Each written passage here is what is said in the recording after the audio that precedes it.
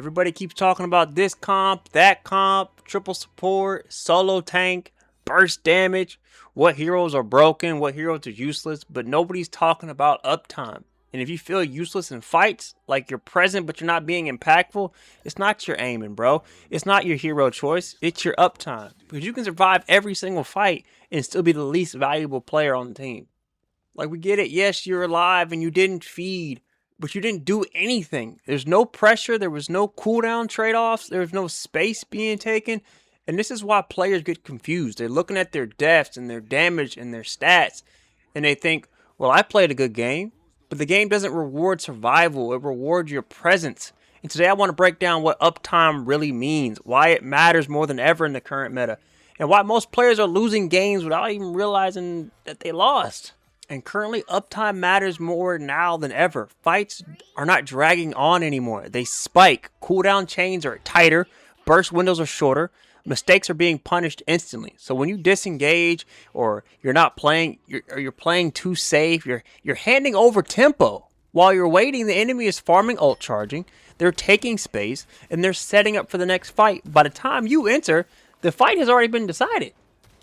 And this is when people think comps are the problem. When players lose, they don't ask where the fight was lost or how it was lost. They ask, what were you playing? So they blame the comps. They're talking about triple support doesn't work, or we got a solo tank. But most of these comps require high uptime discipline. They don't forgive hesitation. They don't forgive passivity. Like, when uptime drops, the comp doesn't weaken, it collapses. Low uptime is invisible on the scoreboard, but devastating in these fights.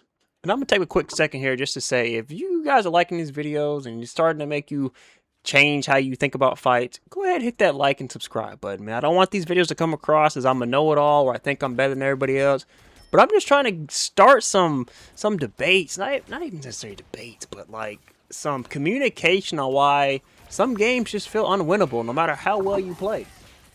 And some of the biggest uptime killers, like most fights aren't lost by these crazy big mistakes. They're lost by small decisions that remove you from the fight longer than necessary. Whether you're over-respecting someone's damage, you're on a cooldown paralysis, you're making terrible exits, you didn't display mechanics, you're just playing badly when it comes to timing. Like, you're waiting for a perfect window for everything, and there's never going to be that perfect window. Whether you're too scared to get bursted or you're Spider-Man on the top of the building just waiting for the perfect time to dive, like, there's never going to be that perfect moment, and you're taking yourself out of the fight, and your team is stuck pretty much fighting a 5v6. Now let's talk about alive versus being useful. Low deaths, they look good. I ain't gonna lie. But survival without pressuring, you're just spectating at that point, bro. Like, some players can stay alive by opting out early. They live, but the enemy keeps the uptime. They're controlling the fight. If your presence doesn't force reactions, your uptime doesn't exist. Like, congrats, Spider-Man, or congrats, whoever you are. You got 0 kills. But, bro, you were never... Not 0 kills, my fault. You had 0 deaths, or you only had 3, and everybody else had 7. Bro, you were nowhere to be found. Like, congratulations, you didn't die as much, but you also didn't contribute as much as the rest of the team. You were never on point. You didn't get any kills. You didn't force any support all out. So what were you doing besides just surviving and being there? And I'm going to let y'all in on a little secret here. I'm going to tell y'all how good players think about uptime. Because good players don't ask, hey, can I survive this? They ask, how can I stay relevant? They chain small uptime windows together. They're trading their health for tempo, their cooldowns for space, and they're trading risk for pressure. They disengage without disappearing.